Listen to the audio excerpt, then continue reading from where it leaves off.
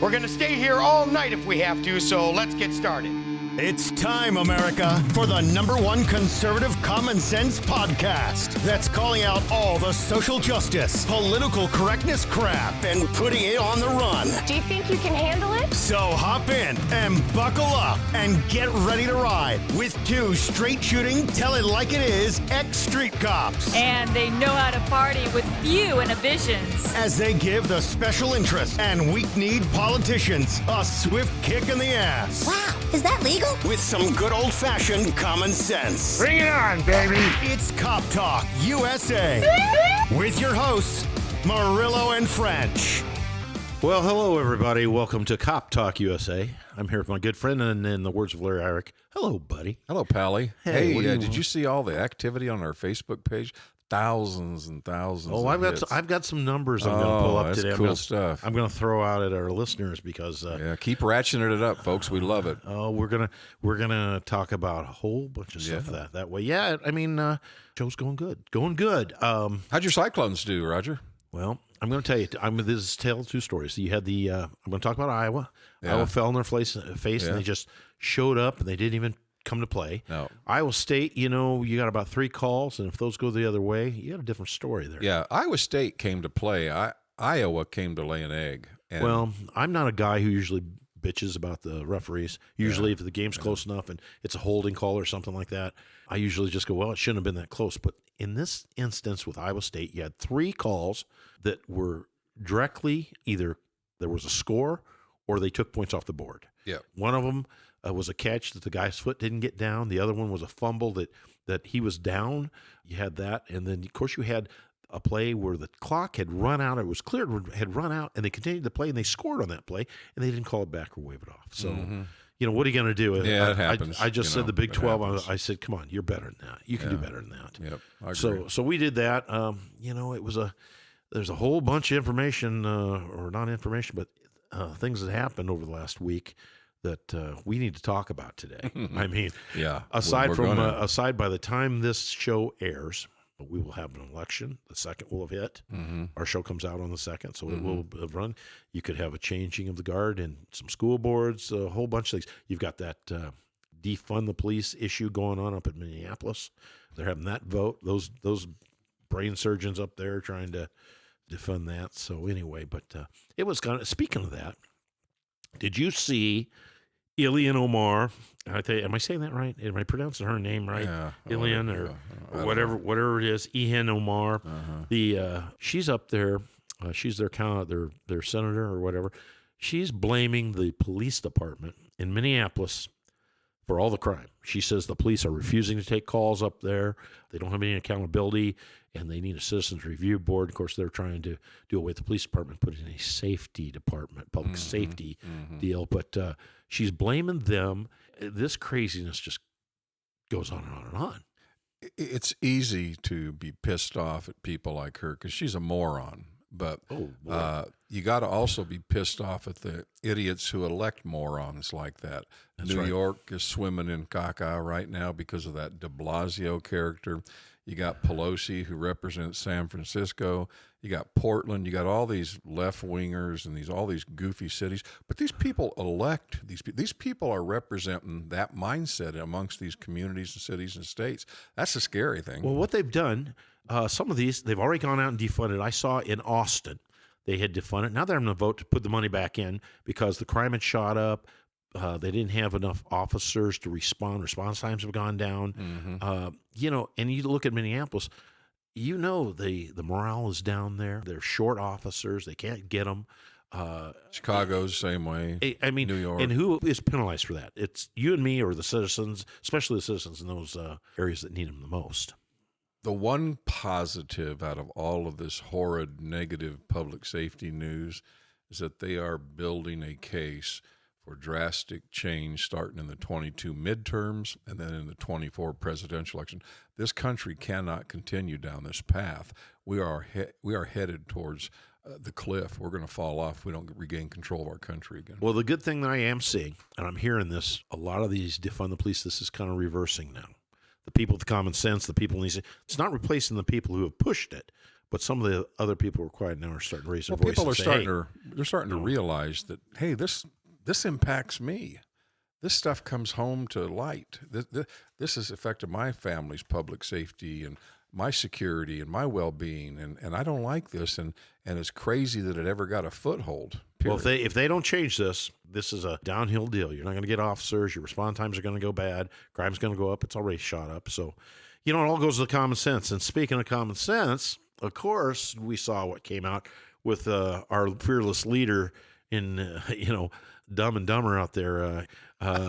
He wants to give $450,000 to the illegal people that jumped the border that got separated from their kids. Yeah, there's people who could care less about our immigration laws who came here illegally.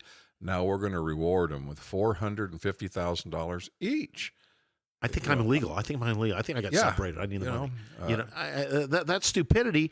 And up to $1 million a family? Yeah, and think about all the American citizens who are scrambling right now, trying to make ends meet, can't afford health insurance. They're paying atrocious prices at the grocery store for fuel. Their power bills are about to go up. And these jackasses out in D.C. are wanting to give people who enter this country illegally almost $500,000 of our tax dollars each. You've got to be off your gourd to suggest that or to support it. Well, guess what? A fallen soldier who gets killed, his family gets $400,000. Yeah. Gets less than what you want to give somebody who crosses our border. Yeah, and they get more than a police officer killed in line of Is duty. this guy trying? Is he trying to just? I don't get it. Here's what I honestly think. I mean, set all the craziness aside. Joe Biden's incompetent, and his sidekick is equally incompetent. They were the Trojan horses for the Democratic Party, and they're here, but they're not running the show. All their supporters in D.C. are running it.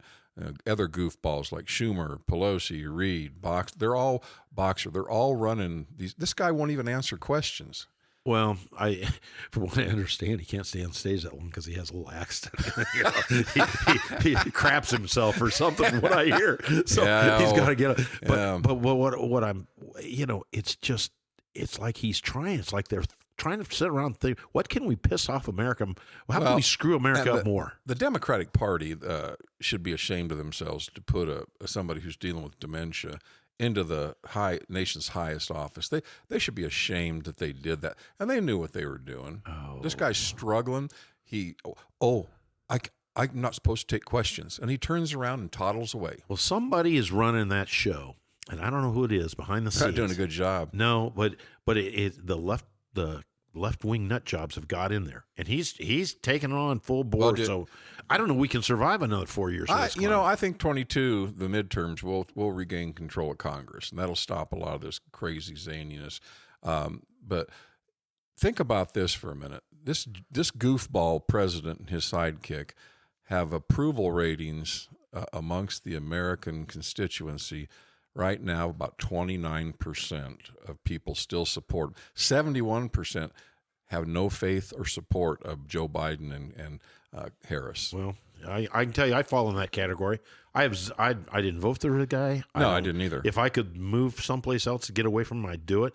I told you that with city council people the last show. I keep asking for just one person who voted for or supported this joker to tell me about all the good things he's done. Did you see the airline business tonight on the news? No. Oh, yeah. United Airlines canceled 2,000 flights. There's all these people stranded in airports, no help, no fuel. Schedules are screwed up, no pilots. I mean, it's crazy. And this is all on Biden's watch. Everything has kind of changed. Speaking of the airlines, did you see this? The guy on the airlines, he was sitting in first class, and he gets bumped by the stewardess or the flight attendants, the more proper term. Yes. I think a stewardess, I got some. Anyway, he gets bumped, and she says, "Excuse me." She goes up, and he gets out of his seat, goes in and punches her in the nose, breaks her nose. FBI got the guy and took him off the plane. This violence on these planes is going crazy. They just had another one in Atlanta to New York, I think it was, or someplace like that, where they got a brawl. Two guys brawling. I mean, this is going crazy on these planes. They've had more violence in the last couple of years, or recently on this. There's a big article about it, and it's I don't know what's triggering this. I don't get it. I don't Think of the aromatic violence on Air Force One when JoJo loses control of his bowels. Oh, yeah. He's a dandy. Anyway, let's talk about today's show a little bit. Here's what we got coming up because people like knowing. We've got our Fallen Officer of the Day segment. We're going to talk about guys that we've lost, the folks that we lost over the last week. And we're going to have some shout-outs. Contact us. We've got, we're going to discuss our numbers a little bit and the listeners and the cities they're in who are listening. Of course, we have Dave's favorite segment, the Asshat of the Week. We'll spotlight a department this week, and this week's going to be the Urbandale Police Department. We're going to talk about that. And then we've got two great guests that are going to come on. Yes. That are going to dovetail with an article that came out today about Waukees pulling those books out of there. These are two gentlemen that are running for school board, and we want to get them on, and we're going to talk to them extensively about what they are. Can't wait. So anyway, let's go into the fallen officer piece today, and I want to identify four of these guys. And these are folks that we lost last week. One of them was police officer Stephen Evans from the Burns Police Department in Kansas. He was killed on October 25th on a vehicle crash. He's survived by his wife and 3 children, parents, and brother. Another one was done on September 21st. Sherman Pibbles. He was in Muskogee County Sheriff up in Georgia. He died due to COVID, and they're losing a lot of officers due to COVID. We'll talk about that a little bit. He leaves a wife and son, parents, and 3 brothers. And one of the things I want to say about officers who die because of COVID, most of them, this isn't a matter of them passing away because they didn't get vaccinated. This is a matter that they were on the duty. They were working when everybody else was at home, locked down, not moving, and there wasn't a vaccination, and they were out in mass taking calls, going through the public, going out, and that goes for firefighters, paramedics, everything. They were out doing their job. This is in direct relation to what happened to them. Yeah, you make a great point, Roger. When you're in public service, police, fire, paramedics, ER nurses, doctors, whatever, when you directly deal with the public, you subject yourself to everything and anything in the way of disease, sharps, illness, being assaulted, Bad weather, people who have mental problems. You go there and are expected to handle that. And then the folks who aren't in law enforcement, who have the luxury of sitting at home watching the news, you hear about the news, but it's all filtered. Well, they want to criticize these guys, but the big thing is this isn't a case of these officers all going, we're not going to get vaccinated, we refuse. No, this is a case that they were taking the calls, they were answering the bell when vaccinations weren't there, and they risked their life, just like they did going in against a guy with a gun or going to domestic. It's the same thing. 9/11. That's right. When they ran towards the danger when most run away. And unfortunately, they didn't have the ability to say, with this virus, I'm not going out. No, they went out and did that. So anyway, I just don't forget now too, Roger. Some of these yo-yo governors and mayors are now forcing police officers to leave, firefighters to leave, because they won't get vaccinated. Yeah, well, what they're going to find out, just like New York, what we say, New York lost 2,500 officers that walked off the job. So anyway, I've got 2 more. We've got Tyler Timmons. He was from the Pontoon Police Department in Illinois. He was shot and killed while investigating a stolen car in a parking lot. It was a real bad deal. He leaves a wife and stepdaughter. Jess Sherrill. His end of watch was October 28th. New Hampshire State Police officer. He was killed in a crash. He was helping out public works people, and a semi-tractor came up and got him and got the car and killed him. So it was a real tough deal. Don't forget, folks, most states have a move-over law. Right. Make sure on the interstates when you see they're not hard to mistake. When you see red and blue flashing lights ahead of you, that's a clue. Move your ass over to the next lane and slow down, because chances are there's a peace officer, there's a DOT officer, somebody's up ahead dealing with something. Well, we have a lot of, accidents take a lot of lives, and you're right. Drunk drivers are out there. What do we have? We lost 2 Des Moines officers and their prisoner by a drunk driver out here west of town. Then we had a West Des Moines officer severely injured when he was rear-ended out here on 35 a couple years ago. Accidents are a big point. It's not all knives and guns. It's in domestics. It's drunk drivers and just stupid people in cars who don't pay attention. Mm-hmm. So anyway, we've lost, just sort of give everybody a feel for it, this year we've lost 386 officers have been killed in line of duty. Yep. And that number's 2 months to go too. That number's growing. Hey, Roger, and let's not forget about the canine officers that get killed too. Oh, absolutely. Injured. I mean, that I think we've lost 3 canine units. I think you're right. And a lot of them are stabbed and shot, and they rehabilitate them and then they retire them. But them dogs are out there kicking it too. So they save some lives. They save some officers' lives. Love dogs. Find lost kids. I mean, they do it all. All right. Well, let's go to our shout-outs. I'm going to give some shout-outs today. Rick Gates. You know Rick? I do. Former police officer. We'll give him one. My buddy Merle Laswell. Give Merle one. Carolyn Taylor. Former police officer, Des Moines officer. Great. I don't know if we've ever shouted out to Tom Turner. He's a buddy of ours. And we're going to get him on the program one of these days. He's going to enlighten all of us on how government gets its ass in a sling. He's an HR director and expert. And he's an attorney. He's sharp. Steve Allen, he's a follower of ours. I saw him on Facebook. I want to give him a shout out. Paulette Eyrick, Larry's wife. Love Paulette. Yeah, anybody. We're gonna have a segment about Larry Eyrick isms because down to there and hello, buddy. Hello, Pally. Hello, buddy.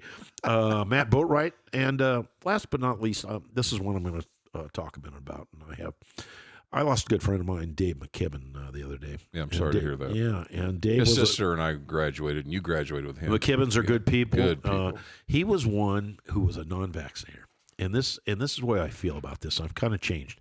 You know, before I lost Dave, we were. I had the opinion that no one has the right to force you to take a vaccination, and I still agree with that. Okay, that's an individual decision, but one of those decisions you have to make is not only does it affect you if you get sick and die, it affects your family, friends.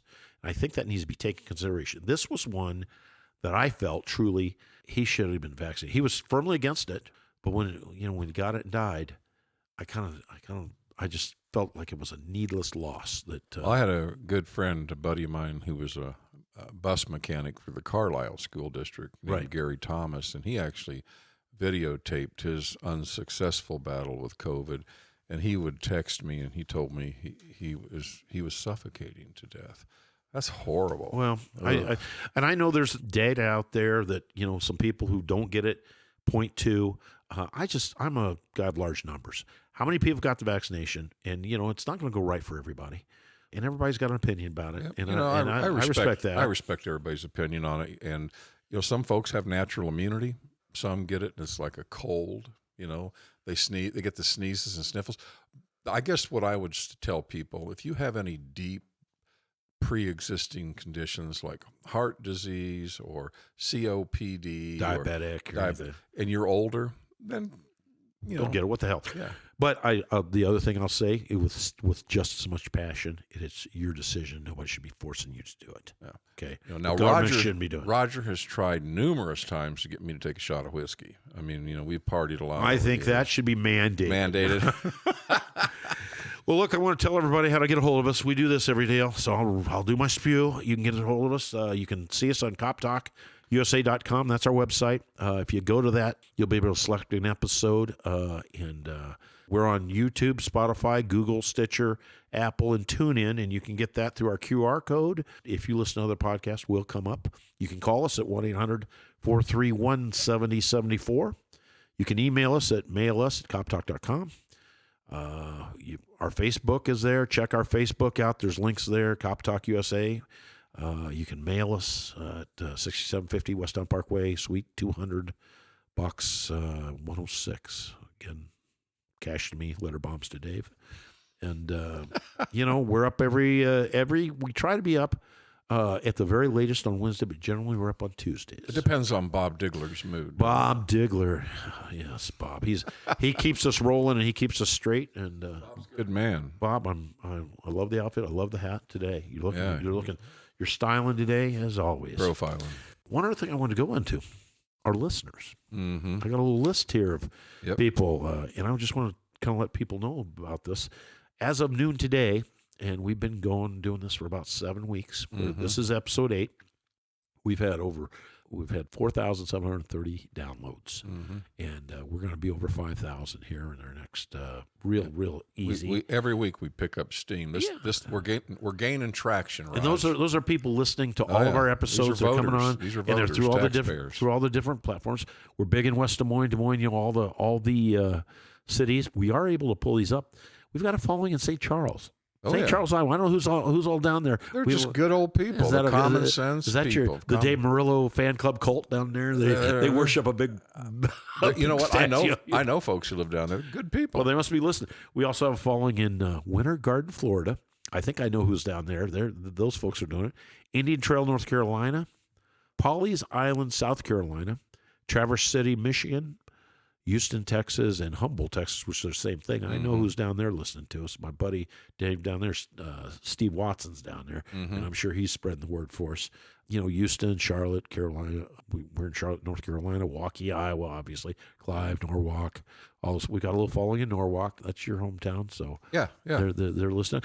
Some of these, you know, we look at the different times, and it kind of ranges all over. We're getting some first watch guys. I can tell. You can tell the guys that are listening at 3 and 4 in the morning.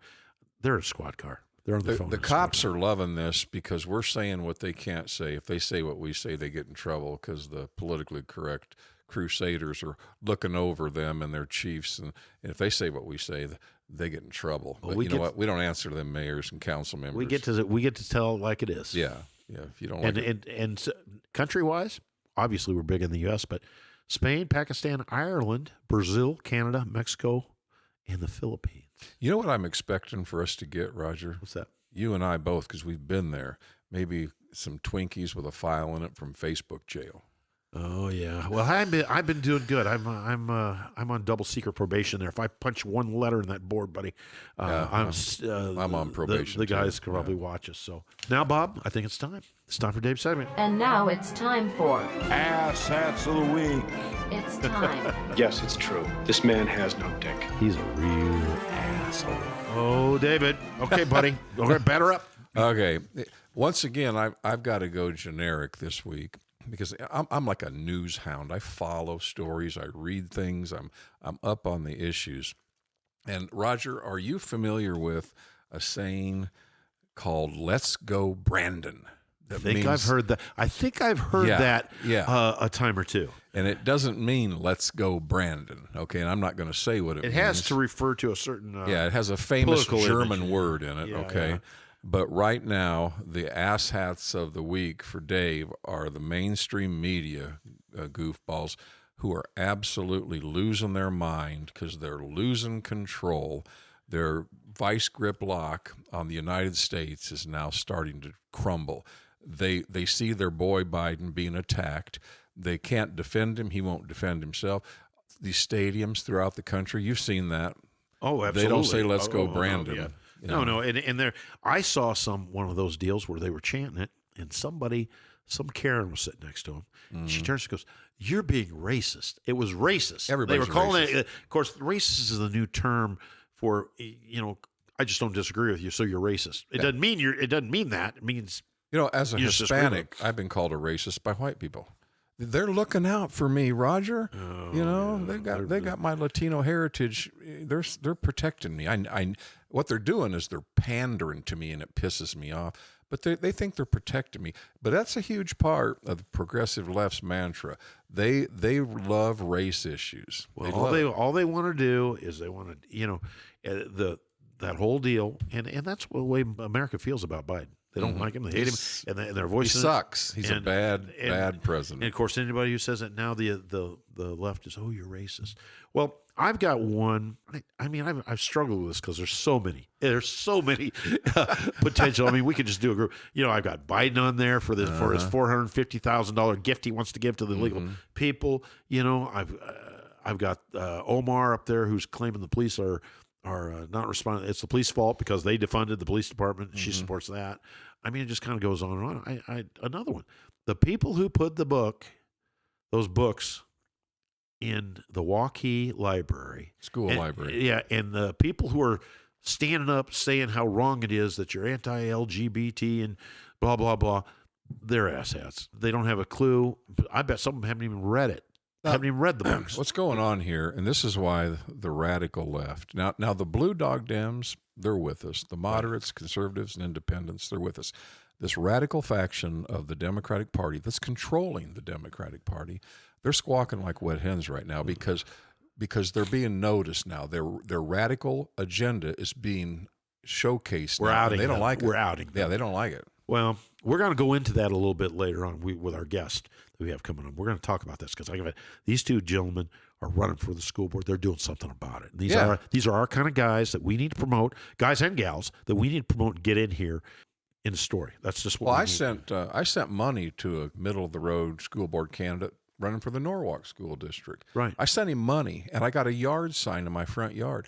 Hey, I don't talk the talk. I walk the walk. I put my money where my And you don't mouth have is. kids. Your kids are all grown. They're You got grown, grandkids. but I have 11 grandkids going to the Norwalk School Right. District, and I don't want some woke cretin dictating their personal beliefs on my grandchildren. I want reading, writing, and arithmetic. It took Roger and I a long time to figure out that arithmetic doesn't start with an R. Yeah. Well, I told you my mom was threatening to sue the school board for graduating me. You graduated him. I want money. She was going to give Remember, me. Raj, we got in trouble in school. We both went to Valley. We thought we were just at a party in that corner with that big cone hat on. I don't know how I'd react today. It's Sitting in a different- class and had some teacher tell me I ought to feel guilty about my Being skin white, color. being Oh white. yeah, I mean, Roger, you're suffering from white privilege. oh yeah, I got their white privilege. Hey, let's. So we're going to get into that with our candidates in a little bit. We've got a segment, Spotlight on Excellence. I'm going to go ahead and hit that today. We're going to look at the Urbandale Police Department. Great department. 56 sworn officers. They've got 9 civilians. They've got 11 reserve officers. And we know. And one of these days, I want to talk about the reserve program because those officers benefit and help out, and they bridge some gaps when other officers are on vacation or they're doing this or doing that. We've got 3 divisions there. They've got a patrol division, a criminal investigation division, and a support services division. Their chief of police is Rob Johansson. I think I'm pronouncing that right. Yeah, you are. He's been the chief of police there since 1993. They have a city of 45,580 residents at that location. And that city was established in 1958. I can't keep track of these city boundaries, these suburban boundaries anymore, Roger. You can live in Urbandale, but have your kids go to Waukee. I can't keep track of the boundaries. They're all No. over the map. So then the other thing that they had, and this is a anniversary that's coming up tomorrow. It's a sad one. On November 2nd, they had another Urbandale officer that was ambushed and killed, Justin Martin. Yeah. He was taken out. Rookie officer. He was killed with a Des Moines officer, Anthony Bominio, Tony Bominio. by some animal that's still in jail. Yeah, That- and he will be the rest of his miserable life. I hope that bastard that killed those 2 cops is suffering from claustrophobia, and I hope he has like 3 or 4 husbands in prison for what he did. Well, that was they weren't shot together. They're 2 different locations, 2 different times, Yep. and then they caught the guy. You know, and you and I both, Roger, when we were working night patrol, Merle Hay and Sheridan is the last place that you would think a Des Moines police officer would be slaughtered, and that's what he was. He was slaughtered. This jackass pulls up next to Tony, and Tony's in his patrol car. Right. He pulls up, firing out the window with a high-powered rifle, and ended this fine young man's life. It's sickening. It was something that everybody, and that Urbandale officer, and I think that's the only officer they've ever lost. I know Des Moines lost a lot more, but I mean, that shook them too. And he did the same thing. I think it was from afar. He ambushed him and killed him for no reason. For no reason. He didn't know these officers. They hadn't interacted with him. He just out of the blue came up, and Then the chicken shit drive south of Des Moines out towards St. Charles area, Right. and gave himself up to a DNR officer. I think he was out of ammo and he was scared he was going to get hurt. Terrible. Well, he Yeah, probably well. should have been hurt. I'll Yeah. say that.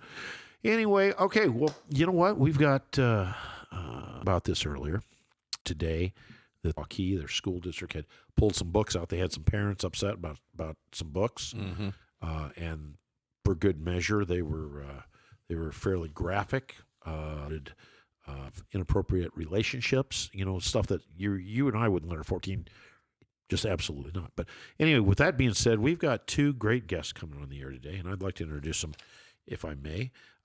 Rubino is with us, and is with us today, and they're both running for council. And as we speak, For they the may be Waukee School Board. when this airs, they very well could be our new Waukee I School hope Board so. members. I hope they both really win, and the other two that are running with them. There's a quartet, I think. I've been There's watching these there's four of fellas. them. We were fortunate to get two Yeah. of them. The other two are out working hard. I think they're knocking on doors. So anyway, well, welcome guys. Welcome to the program. Welcome. Thank you very much. Glad to be here. You know, Vin, I've seen you. I actually ran into these guys. We were doing a show and Yeah. they were knocking doors, and I came out and said, "Hey." They started talking to them, and next I said, "We need to get you on the show. You and I think alike." Yeah, and yeah, so they came absolutely. on. What do you guys think about this article that came out? First off, do you think it came out today for any reason? Was it strategic, or it just happened to kind of a coincidence it came out? Well, it just happened to be discovered at the same time that we were running for school board. Right. It came out, and it was a horrible way of having our parents, get to the reality of it. Right. And it was definitely inappropriate. Well, somebody found this and pointed this out. Went to the school board and brought this out and said, "Hey, we want this stopped." And evidently, and I don't know when did that take place. What, a couple weeks ago, something like that. Board meeting. Last board meeting, and, Yes. and then so they just reacted to it today, and then of course it came out. It just happens to be election day, so that's kind of interesting. I find that, and I was reading some of the back and forth, some of the comments, and a lot of people are upset. They thought, "Oh, you're not being diverse enough, and all this." But there's just no place for a young male to have an inappropriate relationship with an older male and have that in the library, in my opinion. But what do you guys think? Well, absolutely. It was horrifying when I heard it. I was out walking, knocking on doors. It wasn't me that came to your house, but It was Vin and Yeah. a couple I of- was. Andrea, maybe. I think. Andrea and me. Yep. Andrea, you, yeah. but I was walking that night, and my wife called, and she and our 13-year-old were watching the school board meeting and you want to talk about horrified. My 13-year-old listened to what those books were, and it's horrifying. And so immediately I called my parents. I said, "Don't watch the school board video. I'm sure it's going to go around." I didn't. It was graphic. It was graphic. It was horrible, and I didn't want a lot of my friends to watch it. It was, and these books are in our school, and I didn't know this. That's not the reason that I was running for school board. Right. But wow. I'm sorry. Go ahead, man. Well, Jeff was not at the meeting. He got to watch it, in the privacy of his home. Right. My wife and I were at the school board. I did not even know where to look, how to react. It was Kind of embarrassing. It's like, somebody. absolutely Yeah. and out of the blue. But you know what? And I like to dig deeper into these stories, okay? Some person, some individual or a couple of individuals made the decision to do that. And they get to hide under the Waukee School District umbrella. I want to know who specifically made that decision to put those books in a school library. Who the people were who did that. Well, I don't know. I want to dig deeper into it too. And I don't like to make comments until I have had the opportunity to listen and talk to a lot of different people. I think it's irresponsible to do that. I agree. So I want to dig deeper, but so since this is a common sense show, can I just throw some common sense out there? Absolutely. Please. Okay, so if you think about what is happening, there's a lot of things going on at the new Northwest High School. Well, when they put their book order in, they go to a book company, they order 7, 8, however many thousands of books. Right. Well, they put them on the shelves, and I guarantee you that there's no human in Waukee, Iowa, that could have read all 7,000 books. It's just not possible. Right. So the book company that provided the books probably has a standard package, and they ship them in, put them on the shelves. And so I think it's irresponsible to really blame anybody at Waukee, but in the same breath, it is our responsibility. So Yes. it's Well, tough. It's tough. Somebody needs to know what our children are reading and what's out there.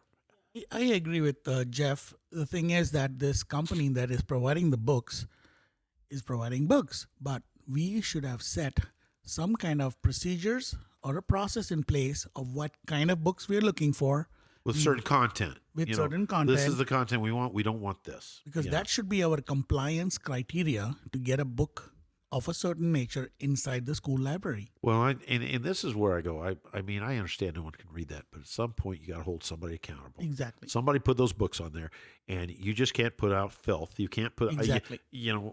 I'm not going to say I'm not going to buy the excuse. Well, we couldn't read them all. Well, then you know the content. You have to set the guidelines for the content. It says this content is stuff that we don't want. Right. And I would think the book companies can. If they can't, you need to find a new provider for your books, for who you buy your books from, I think. I want to add something here.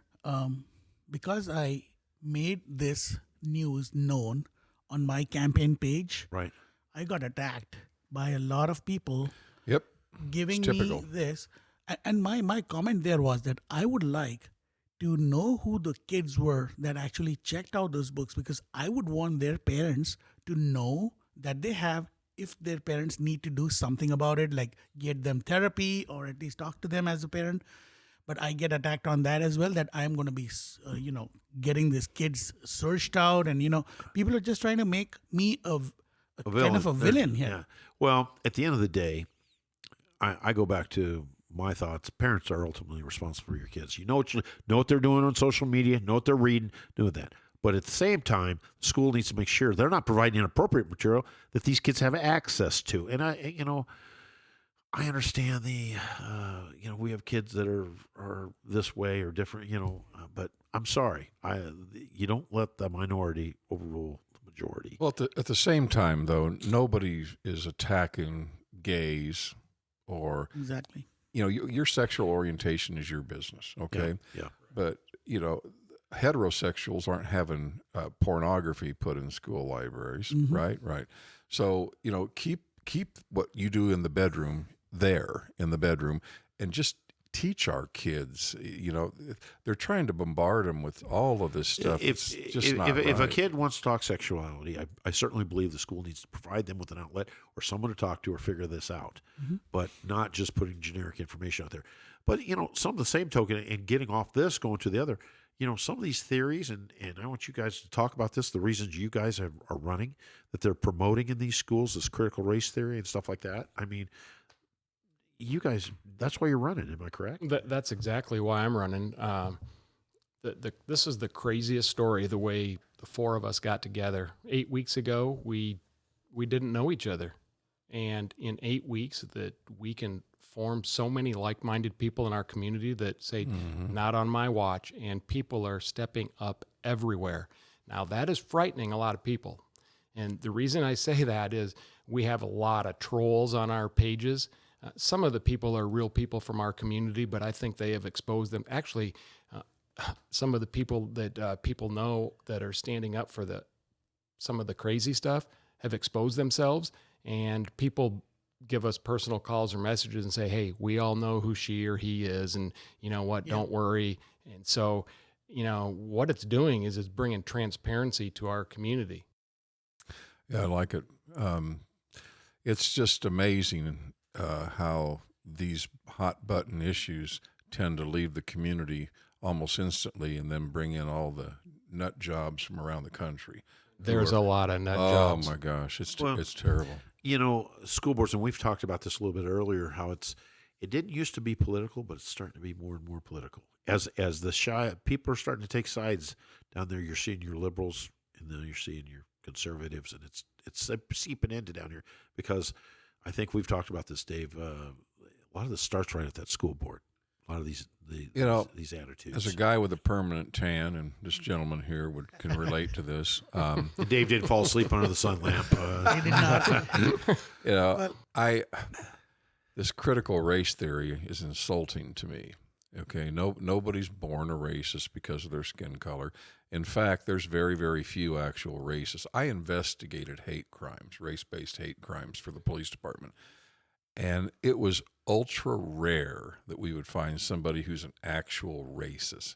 I mean, they're out there. They're out there, but but they don't want any notoriety. They do whatever they do amongst themselves, but they don't surface to the general public, generally speaking. So, everything's racist. I've been called racist by white folks, and they pirated the race word, and they're using it for their political gain. It's terrible.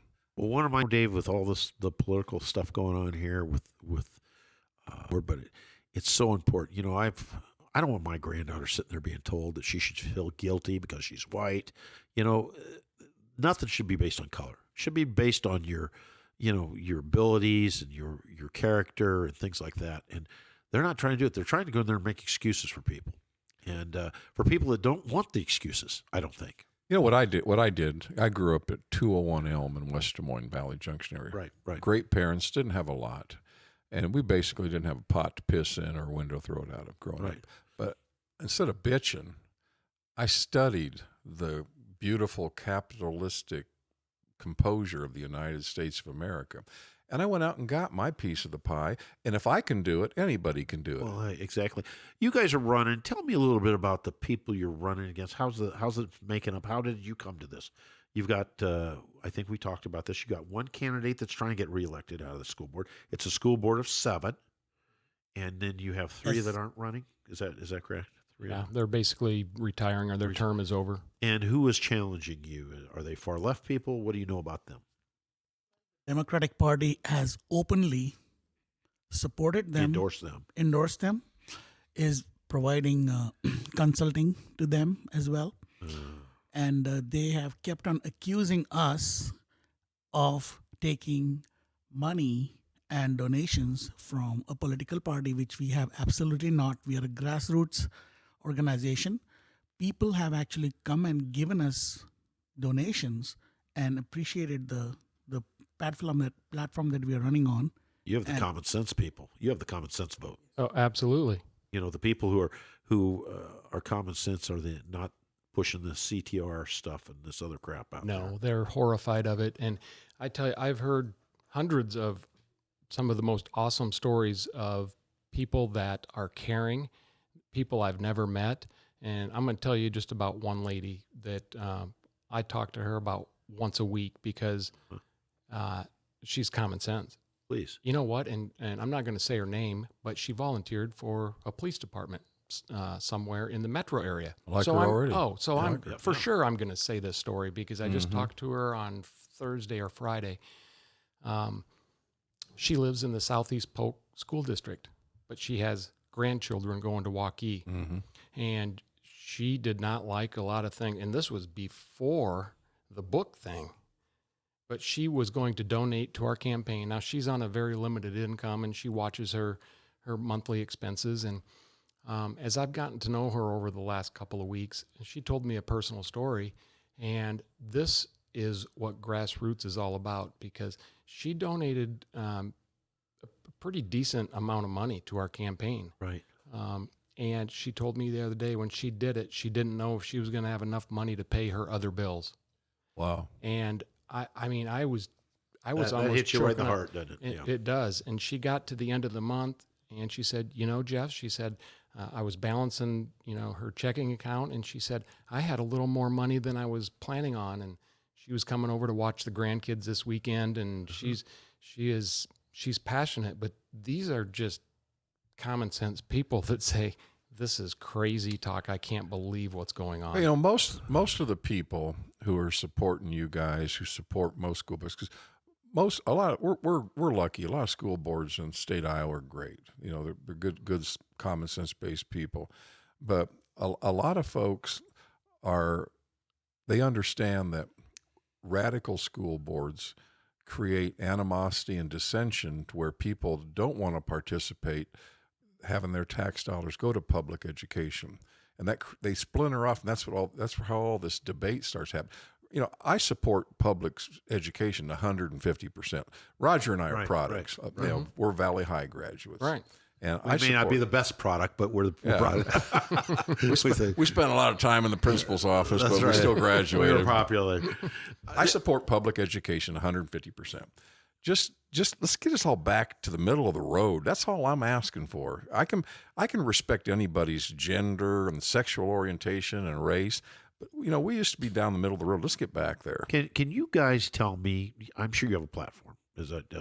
Give me your best pitch here of your running. Well, I was born and raised in a country which is a small island off of Saudi Arabia. It's Okay. called Bahrain. Okay. My heritage is Indian. Okay. And my purpose of running is very, very clear. I'm a full-blooded patriot. When I came to this country, I brought skills, I brought a small investment, and I brought a family that I want to raise. Right. I saw this country going in the exact direction where I did not want it to go. Mm-hmm. I saw there is politics in the school about all these racial stuff going on, The CTR stuff. Yeah. CRT stuff, yes. CRT. And the irony of it all is that they want to promote diversity and inclusion, but they attack me as a brown person who has come to this country every day because I'm running for school board and For a common sense position. for a common sense position. And my basis for running was to get this politics out of the school district, to bring a strong STEM-based education, STEM as in science, technology, engineering, math. I have a STEM career of my own. My wife is from a STEM career. My two boys are, my older son is has a STEM career. I wanted to bring that into the school. And the most important reason that I wanted to do this was I wanted to bring back national pride into the hearts of our children that are going to school today, because these are our future American citizens. And if they are going to not have that national pride, where are we going to go with this country? Well, it's diversive, and when they don't, the school's teaching them that, we should be divided by color. I don't want that. I want my daughter looking at everybody, friends with everybody. The liberal definition is tolerance, okay? And the liberals aren't showing tolerance. They show tolerance as long as you march step to their narrative. And then the minute you don't, they attack you. They attack this man of color Every day. Yeah. Jeff, how about you? Well, basically the same thing. I want to get back to the ABCs, 1, 2, 3s. Right. And our teachers today have a lot of pressure on them.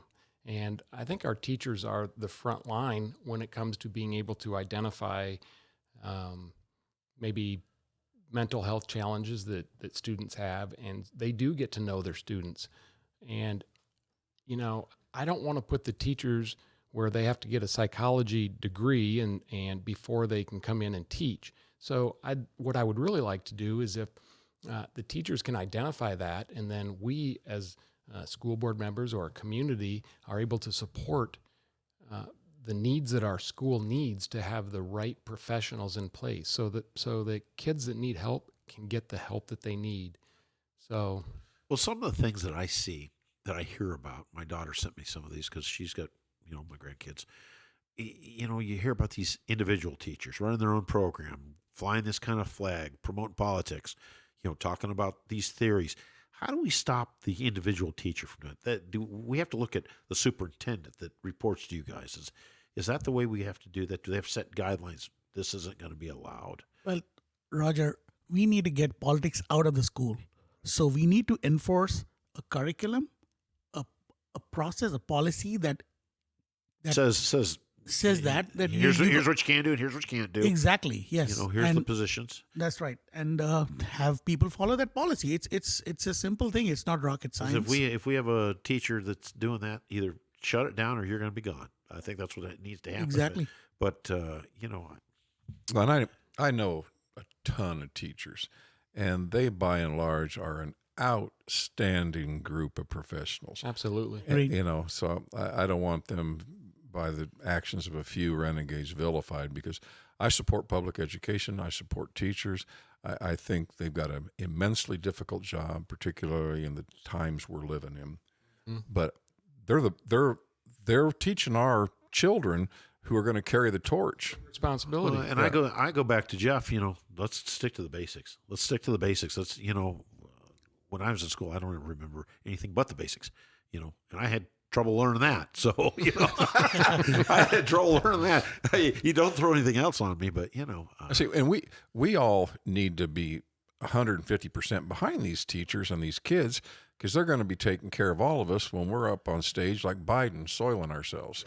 They're going to be the ones leading the charge. Now here's an interesting question I'm going to pose to you. And we didn't talk about this.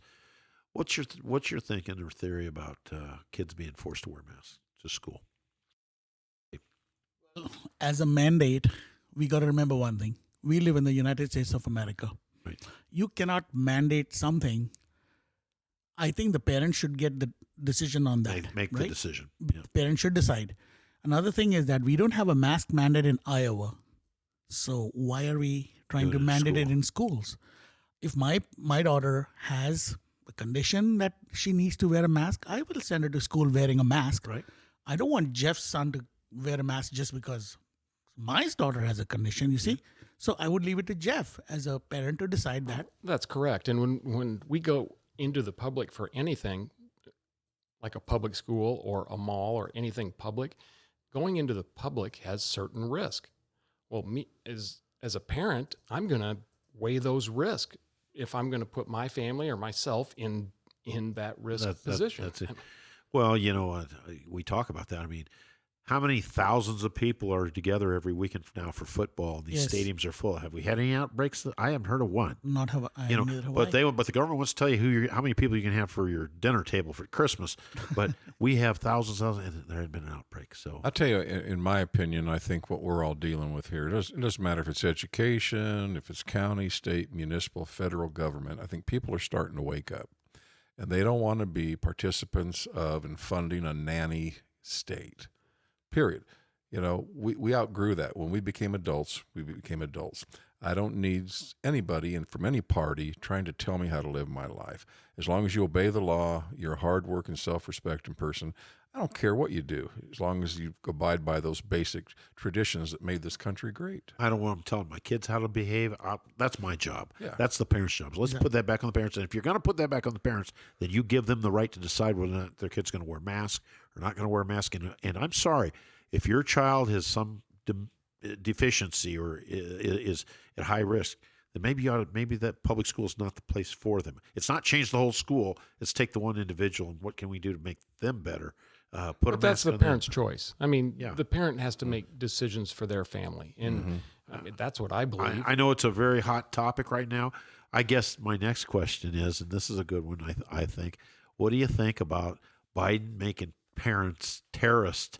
What do they call them? The homegrown terrorists, where they threaten the school boards. And I'm not for threatening school boards, but I'm certainly for letting them express their opinion.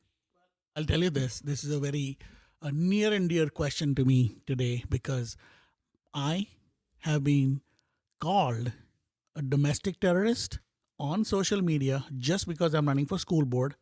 I have been called an extremist and names that I cannot even say it on your show, no matter how. Well, you say whatever you want. we get there, but no. Yeah.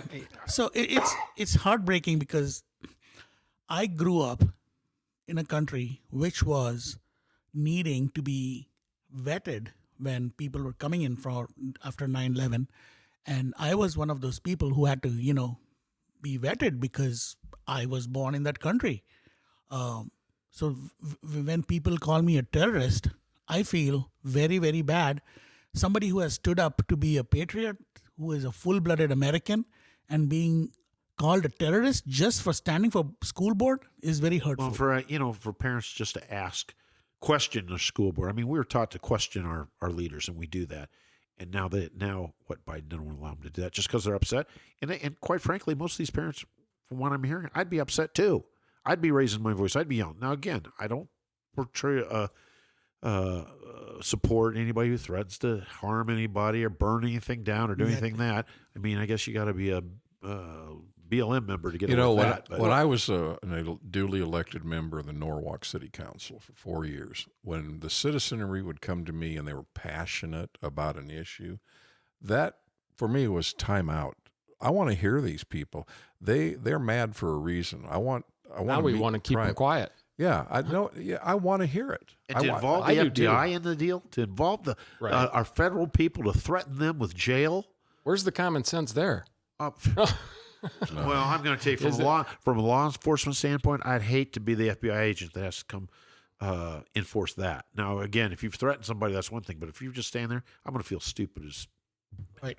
you know. Got to take a look at the situation though and say, okay, and you know, I love the name of your show, but what you talk about is common sense. So when we hear things like that from the government, don't we have to try to connect some dots in our brain saying, what? We're going to make these people what? At some point you have to question what in the hell the government's doing. That's right. Well, and I've been doing that for years.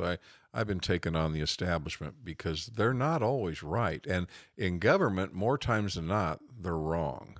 We have a system that needs to be overhauled. And I'm not talking about constitutional overhaul. I'm talking about the mechanics of government. Government was never supposed to be in the business of developing block grants for economic development. That wasn't wasn't in our forefathers' train of thought, or bonding, or giving huge amounts of money to businesses. That was not what we were about. And so we need to get back to basics here. It's called core services, and education is definitely a core service. Well, I can tell you, gentlemen, after the time we've spent today with you, and we talked considerable before we got on the air, I can tell you you're our kind of candidates. We support you. I think we're all on the same page. We could be here all night talking about these ass clowns running this country and the current school board people. We need common sense people, and I'm going to tell our listeners, these are the guys that you got to elect. You need to get out and vote for Vin, and you got to vote for Jeff and get them out there. And I'm going to give you each a couple minutes to tell our listeners what they need to do, and give them your best pitch, and we'll get out. Well, my personal pitch is this. I want to promote academic excellence for every Walkie student and bolster a STEM curriculum. I want to have fiscally responsible leadership and proficient budget oversight on behalf of all our taxpayers. I also want to enable every student to thrive as their true self, regardless of who they are, what they believe, or where they're from. Right. Okay, how can you argue that? I mean, wow, I like that too.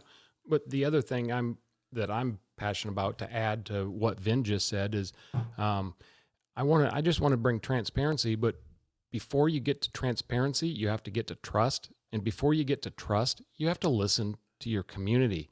I love listening to everybody. I don't care if they are the ass clowns. I just wanted to say that. But even if it's fun to say, it's fun to say. Even if they are, I still want to listen to them. Right. They have a voice, and that's the beautiful part about our country. And so I want to listen to everybody. And when you listen to people, they feel a little bit better because people want their voices heard. Mm-hmm. And then the great thing about a school board, there's 7 of us then that get together and talk about the topics. And we're like, this is what I'm hearing.